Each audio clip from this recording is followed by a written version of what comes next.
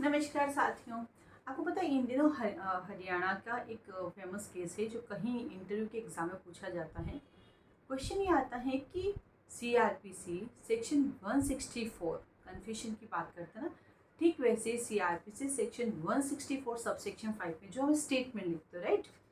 तो CrPC section 165 में जब स्टेटमेंट लिखते हैं तो स्टेटमेंट के बिहाफ पर कन्विक्शन किया जा सकता है, जबकि वही सेक्शन 313 सीआरपीसी के अंदर जब एग्जामिनेशन होती है तो उसके जो स्टेटमेंट लिखते हैं उस स्टेटमेंट के बिहाफ पर जो है आप कन्विक्शन नहीं कर सकते। ऐसा क्यों तो केस है Dahal Singh versus state of Haryana 2010।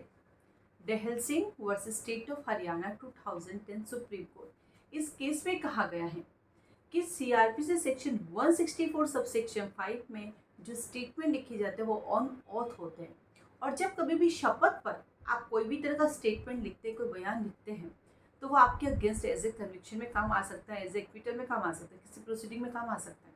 लेकिन वही 313 जो है अक्यूज्ड के द्वारा उसके एग्जामिनेशन करना, उसके द्वारा कुछ कहना, वो ऑथ पर नहीं होती।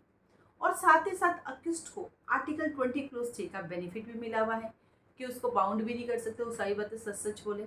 तो जब वो 313 के अंदर जो कुछ बोलता है उसके ग्राउंड पर जो है उसको हम कन्विक्शन कर भी सकते हैं, नहीं भी कर सकते, क्योंकि ऑन ऑफ तो होती नहीं है। और अगर वो झूठ बोलता है वहाँ पर तो उसके अगेंस्ट कोई प्रोसीडिंग होगी नहीं।